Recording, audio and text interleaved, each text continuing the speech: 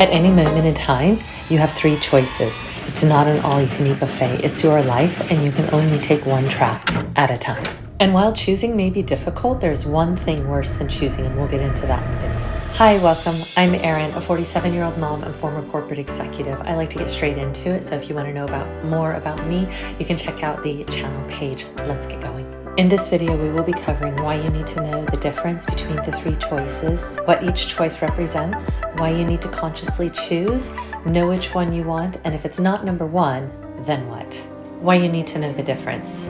Have you ever had a friend or colleague who just seems to be going through the motions? They're heading down a path that you can tell it's clearly not the path that they're meant to head down.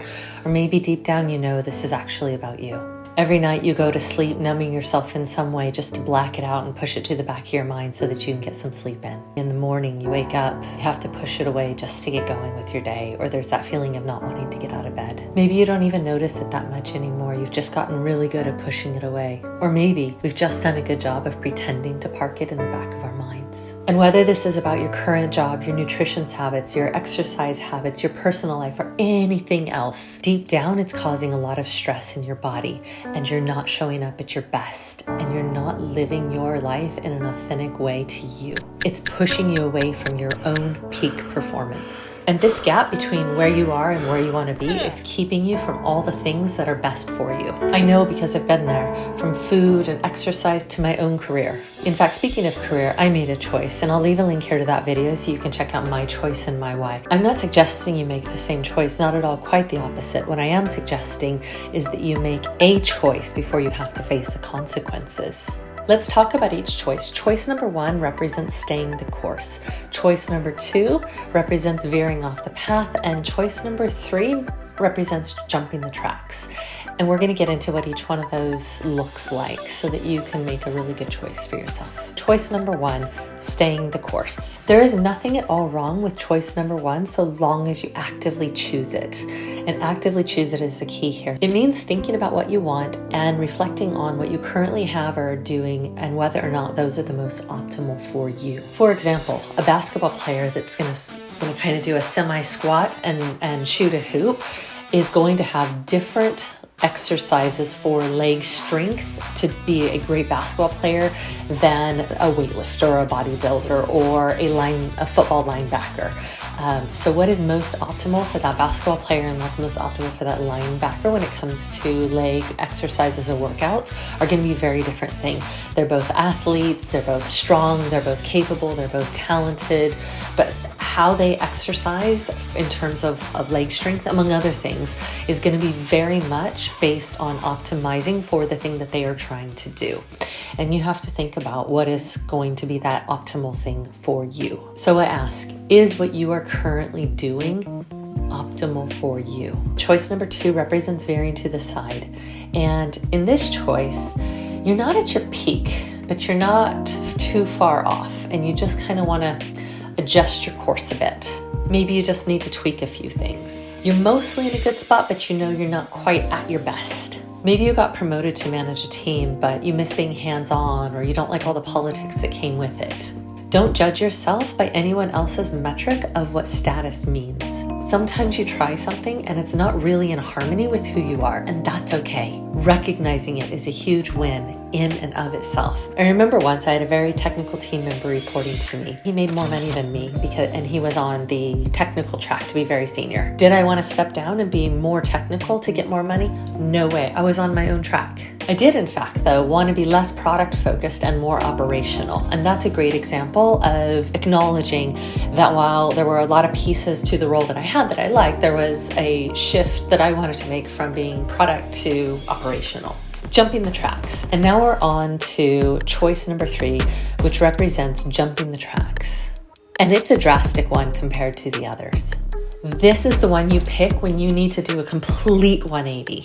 When you need to change your diet today, this minute, right now, because the doctor has said a heart attack is imminent if you spend one more day eating the way that you eat. Or in my case, walking away from a career to focus on something else entirely for a while. Whatever it is, this one is pulling on you in a big way. And the resultant stress is so massive, no matter how well you seem to be able to seem to be able to handle it on the surface. This choice will elicit a big lifestyle change in some way. You might even have to reframe how you see yourself. It's big, it's scary. It usually means saying goodbye to a status that you hold dearly. I can't tell you that this choice is worth it, but I can say that I've been down this path 5 times. It's hard and it's scary, and I've been called a fool and I've been called brave, and I've heard things like only a fool would make that choice. But then I've also heard from that same choice from other people, I wish I had the courage to make it. So all I can say to you is I've been down the path 5 times. I've never regretted it, but that still doesn't mean it's the right choice for you. You have to measure it against your own status, lifestyle, your reflection of your own self-worth and circumstances before you make such a drastic choice. But it can be one of those things where you are so far out of alignment with how you want to be in this world that the stress is probably quite literally killing you, and you're just paddling as hard as you can and trying to keep everything calm above the surface. Why you need to consciously choose. Very rarely is this an easy choice. And in fact, it's so often such a hard choice that a good percentage of this world decides to turn a blind eye and not make the choice. And that's actually kind of a 4th choice in a way. And this 4th choice of not making a choice, of opting out, of turning a blind eye to the 3 choices in front of you, is a choice that says and represents this. I am not in control of my life. I'm not in charge of my life. I will leave my life up to the control of everything that goes on around me on a day-to-day, and I will let that control go to the circumstances, to the ebb and flow of the ups and downs of my life, and I'm going to opt out of taking control and being in charge of the choices I make. And this is very much, we're not going to get into it in this video, but oftentimes when you opt out, you move into victim mode and you don't reap the benefits of having made that intentional choice. You're saying that you don't want to be in control of your own life. Is that really okay with you?